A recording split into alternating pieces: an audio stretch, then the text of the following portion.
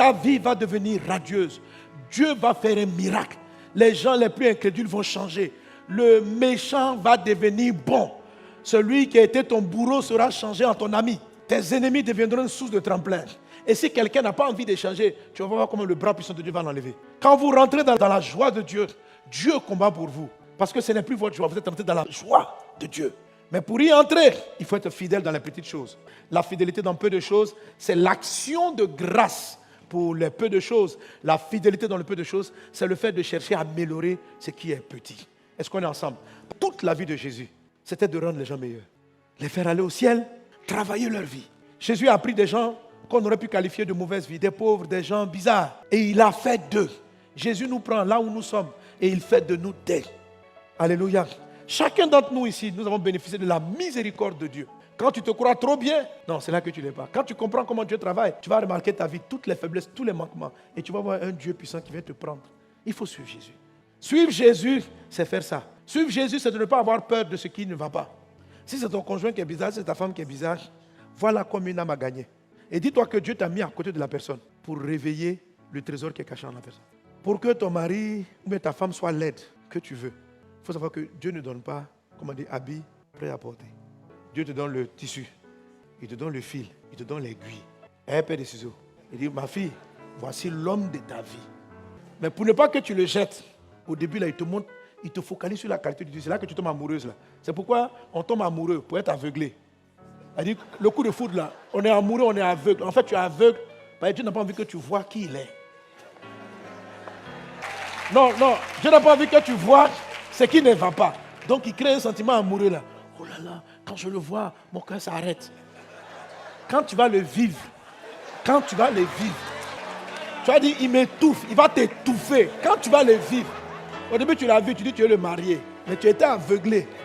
Quand tu vas rentrer dans ce mariage, là ton cœur même va vouloir s'arrêter.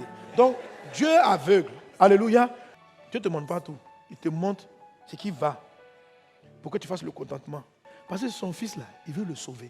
Cette femme là, il veut la sauver. Suivre Jésus, c'est aller prendre ce qui est faible pour rendre ça fort. Donc quand tu arrives, il peut que tu découvres la faiblesse, la face cachée. Parce qu'il m'a trahi. Il était attentionné, il faisait des fleurs. Mais il ne sait pas que derrière les fleurs, il est d'une nervosité extraordinaire. Il y a une fille, je parlais avec elle, elle me dit non, parce que je ne peux plus lui faire confiance. Je lui dis, c'est que tu arrives au bon moment. Elle dit non, je ne peux plus avoir confiance, j'ai tout essayé. Je dis, c'est le bon moment. Je dis pourquoi? Parce que Dieu n'a jamais dit de faire confiance à un homme. L'homme n'est pas fiable. La femme n'est pas fiable. L'homme a un grand H. Aucun n'est fiable. Ne mettez pas votre foi dans votre conjoint. Il va vous blesser. Mettez votre foi en Dieu le concernant. Tu cherches, Dieu t'a dit quoi sur la personne? C'est sur ça que tu mets ta foi. Et parce que tu crois en Dieu, il va déplacer cette montagne-là. Boum. Et tu vas voir, plus tu tardes, plus ton bonheur tarde. Suis Jésus.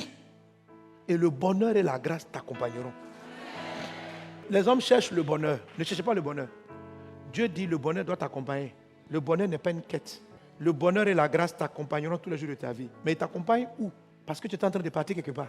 Tu partais faire quoi? Sauver quelqu'un avec Jésus. Et c'est quand tu t'en vas, et un moment tu regardes derrière toi. Le bonheur est en train de venir avec toi. Vous connaissez un verset, il dit vous trouverez le bonheur. Non, on ne trouve pas le bonheur. Ne le cherchez même pas. Laissez-le vous accompagner. Et à un moment donné, il va vous rejoindre. Et vous serez heureux, épanoui. Parce que vous êtes resté fidèle à la ligne de Jésus. Souvent quand j'arrive à ce genre de message, il y en a qui disent, parce que j'ai compris, mais, pardon, laisse le mais là aujourd'hui. Même si c'est difficile pour toi, dis-le à ton papa. Donne-moi la force de le faire. Apprends-moi à regarder le petit. Apprends-moi à regarder ce qui va. Apprends-moi. Si Dieu te dit, c'est que c'est possible. Ce que je veux, c'est que tu enclenches un miracle dans ta maison. Tu enclenches un miracle dans ta famille. Tu enclenches un miracle dans ta vie. C'est un miracle qui vient par la foi. Mais pas la simple foi. Ce qu'on appelle la fidélité. C'est-à-dire la plénitude de la foi. C'est croire contre tout ce qui est espérance. C'est aller au-delà même de l'évidence. Dieu ne peut pas te dire ça si ce n'est pas possible en toi. Il peut. C'est cette lueur-là, je veux que tu t'accroches à elle. Vers la fidélité dans les petites choses, le contentement, l'action de grâce, la quête de l'amélioration des choses par le suivi de Jésus. Merci Père pour ta grâce divine.